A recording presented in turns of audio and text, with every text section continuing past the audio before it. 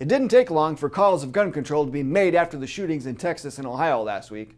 However, those calls came from both sides of the political aisle. And throw in an FBI report demonizing conspiracy theorists, and you have an environment that is ripe for more government control. We'll talk about this latest attack on your freedom in this episode of Analysis Behind the News, where we provide the perspective that you can use to help save American liberty and independence. In this tale of two shootings, we see a sick, twisted shooter in Texas who, according to his online rant, is someone who is scared of immigrants, scared of race mixing, as he calls it, and thinks that the current American way of life is unsustainable, so he proposes population reduction as a solution, as well as dividing the country into territories according to race. The media has been quick to label him a white supremacist, and rightfully so, and others are pointing to President Trump's comments as having helped contribute to the deadly situation, and then likening the opposition to gun control as supporting white supremacy. But let's dissect this a little bit, shall we, folks? This is strategy 101 for communists. Communists use race to keep the people divided and fighting amongst themselves, to keep the focus off of the ever-growing government that eventually takes total control. In fact, the communists had actually published a small pamphlet in the 1930s calling for a separate country within the United States of America, specifically for blacks, and used high-profile instances of racism to foment the people to help the idea gain traction. Thankfully, it never happened. Let's also take the idea of being unsustainable. Today's movement for sustainable development was born out of a United Nations conference in 1992 that proposed profoundly reshaping lifestyles to accommodate the limited resources of the earth. Supporters often argue for population reduction to help stabilize the Earth's fragile ecosystems.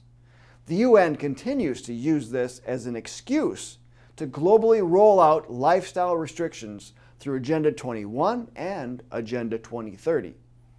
So regarding whether or not the El Paso shooter was a right-winger or a left-winger, let's ask this question. How would one create the race territories that the shooter envisioned?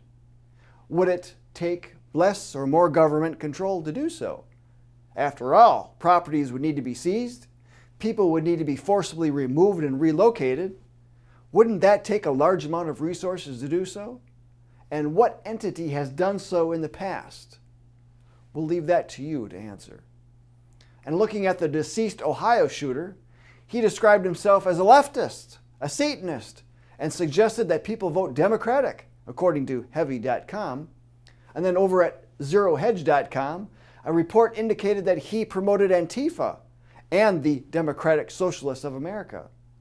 He also considered the shooter who died trying to blow up an ICE facility in the state of Washington a martyr. He had also apparently called for the deaths of many conservative and members of law enforcement. So there's no mystery which side of the political aisle he was on. But let's remember that the actions of one are not the responsibilities of many.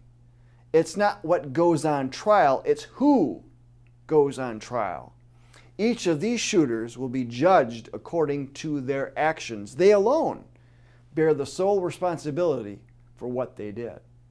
Yet, you'll see elected officials and many others use these shootings and those that died in them as an excuse to take away the tool that made this job easier. This inanimate object bears no responsibility for how its owner decided to use it. But that doesn't stop others from trying to limit access of or to take them away. Look at countries around the world that have strict gun control that does nothing but foster a criminal's paradise. First, guns are taken away, then knives are targeted. And this is what is happening in Britain. In China, it seems we hear reports of mass stabbings on occasion as guns are highly restricted. So you see, it's not the tool, rather it's the individual. More gun control will not stop people from killing each other. Case in point, the city of Chicago has some of the strictest gun control laws in the country. So they must have very few shootings, right? Well, according to Chicago CBS, 7 were killed and 46 wounded in Chicago shootings that happened just over the weekend. According to the Chicago Tribune, there have been 1,517 people shot in 2019 through the end of July. Now that's not killings, that's shootings. Clearly, gun control is not working there. So why do politicians use this same old tired tool that does nothing but prevent good guys from defending themselves and keeping bad guys in check? Because it's not about doing what's right. It's far easier to demonize inanimate objects and group law-abiders in with lawbreakers.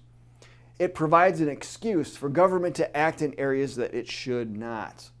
It allows the federal government to act in areas that it constitutionally cannot.